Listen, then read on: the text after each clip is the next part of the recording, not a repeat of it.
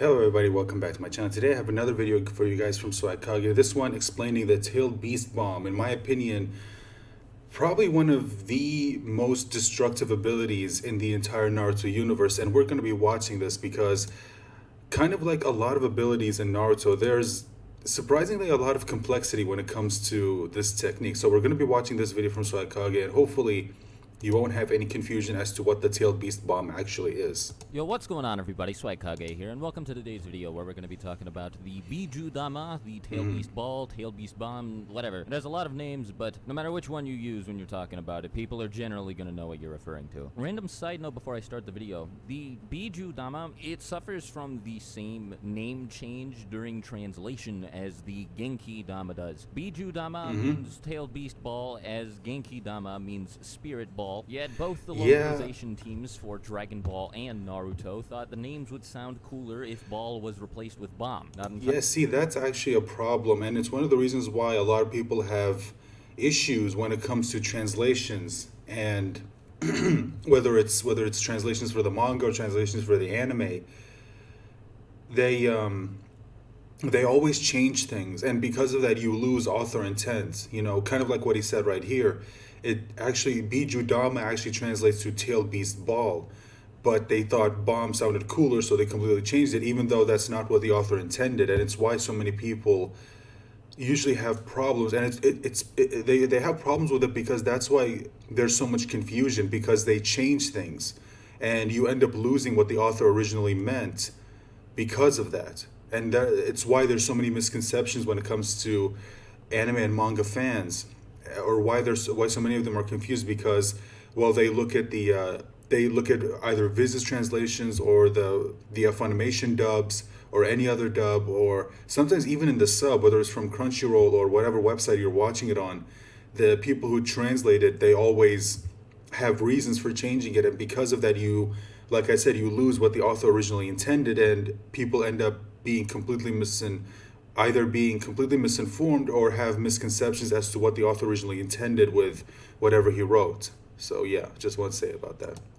Entirely sure why the decision was made, but, you know, there you go. Anyways, what I'm sure most it shouldn't have even been made in the first place. An explanation of this jutsu's mechanics. So it's stated just about immediately after Naruto starts trying to learn how to use the Tailed Beast Ball that this jutsu is what inspired the 4th Hokage, Minato Namikaze, to create the Rasengan. They are formed in pretty much exactly the same way, or at the very least, according to B, their fundamentals are very similar. In the Viz translation, at least, he flat out says that they're the same jutsu. Now that's not to say that everything about the Rasengan applies to the Tailed Beast Bomb. While they are both fundamentally very similar, they're two completely different jutsu, so don't go thinking that they're pretty much interchangeable. No. They're not. No. But that said, get it into your head that they are very similar techniques, conceptually and in execution. They both aim to serve the same purpose and are formed in a similar way, albeit the Rasengan is generally on a much smaller scale. So like the Rasengan, a Tailed Beast Ball is formed by condensing a whole bunch of chakra into a single concentrated point. Now, unlike the Rasengan, this point is generally a lot bigger than the size of the palm of a human hand. Most of the time, a Tailed Beast Ball is gonna be gigantic. But again, like the Rasengan, regardless of how big this thing ends up being, it's always gonna be incredibly dense. Jiraiya explains to Naruto in the Search for Tsunade arc when he's teaching him how to use the Rasengan that the reason the jutsu is so effective is because the chakra used to construct it is so concentrated. Without that incredible density, it wouldn't be nearly as potent as it is. And since this is a key fundamental trait of the Rasengan, I'm pretty sure that you can say the same thing applies to a Biju Bomb. And there's plenty of evidence to support that there's a whole lot of chakra per square meter packed within these things. Take this scene from Naruto's battle with Orochimaru, for example, where Naruto creates this gigantic... This is where we first saw a Tailed Beast Ball. The size of the forest he's fighting in, and then condenses it down into this little gumball or jawbreaker-sized orb, so small that he's capable of fitting it in his mouth. The thing was so dense that after Naruto bit it and prepared to release the ensuing laser beam from his mouth, the weight of the orb yanked his face into the ground below him. Also, like with the Rasengan, to form a Tailed Beast Ball properly, the user needs to perfectly balance the chakra they're using to perform the jutsu. But unlike with the Rasengan, a specific chakra ratio is given in this jutsu's case. B says verbatim, in the Viz translation at least, Biju chakra is composed of positive black chakra and negative white chakra, and their ratio ratio is the key. When you're compressing it, make the white to black ratio 2 to 8, and it'll form a sphere. I'm not entirely sure what role this ratio plays in Yeah, Jujutsu, but it's clearly an important part involved in performing it, so I figured I should mention it anyway. Now, all things considered, the tailed beast balls do act pretty strangely considering their traits and how they're formed. For example, despite the necessity of making sure the chakra composing a tailed beast ball is kept in perfect balance, 5 tailed beasts were able to combine their individual Biju bombs into one gigantic tailed beast bomb with no ill side effects whatsoever. But I guess maybe a chakra imbalance would explain why the Nine Tails was able to easily overpower this 5-man Biju bomb with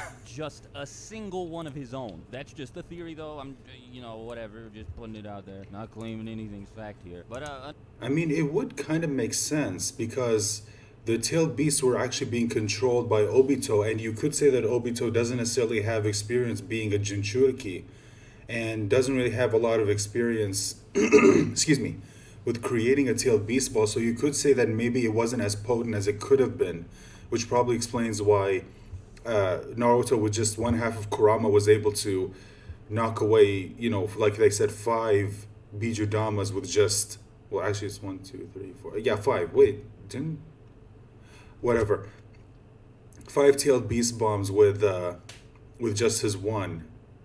I mean, I guess it's a good explanation. It's as good an explanation as any.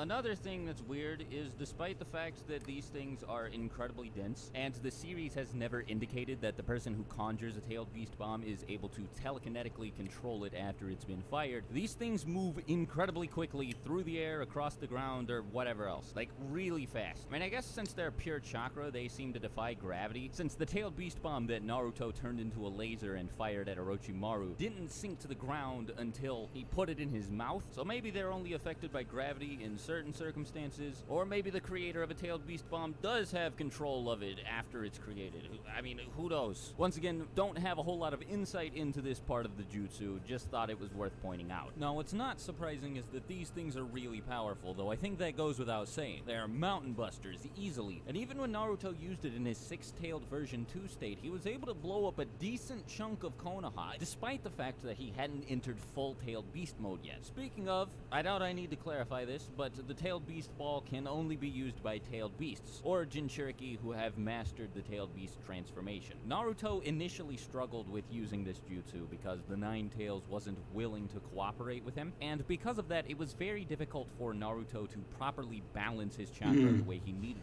to perform the jutsu. But of course, eventually, when he and the Nine Tails befriended one another, that was no longer a problem. Now, some of you may be wondering, well, if nobody but a tailed beast or a Jinchuriki is capable of using the tailed beast bomb, then how was Minato able to create the Rasengan? A good question, but one that's answered pretty definitively by B right before he explains the act of balancing one's chakra in the 8-to-2 ratio that I described earlier in the video. B says that for a regular person, creating the change in form necessary to manifest a tailed beast ball is pretty much impossible, but this can be circumvented by adding rotation to the jutsu, as Minato did when he created the Rasengan. So, there you go, that's that. One last note I have about this jutsu is that despite the fact that it's called the tailed beast ball, it can be launched in more ways than just as a projectile sphere. I already mentioned that Naruto in his version 2 Four Tails cloak managed to turn one of these into a laser beam, and the Nine Tails itself showed that it was capable of doing the same thing in its battle against Naruto. During his battle with Sasuke and the rest of Taka, Gyuki showed that he was capable of doing the same thing after B transformed into his tailed beast state. Naruto can also use the tailed beast ball the same way he uses the Rasengan by forming a technique called the super mini tailed beast ball. From what's been shown of it, it just looks like a more powerful version of the Rasengan. Except, since it's formed of compact Biju chakra, it's a lot more potent. It's way more destructive, no surprise there, though. Anyway, that's about all for today's video, so thanks as always for watching all the way to the end. If you have any ideas for future video topics you want me to cover, leave them in the comments below. And until my next video, I'll talk to you later. Swagkage out. Bye. Okay, I think that's the video. Let's see, is there anything more? Yeah, okay, so that's the video. So, okay, like he said,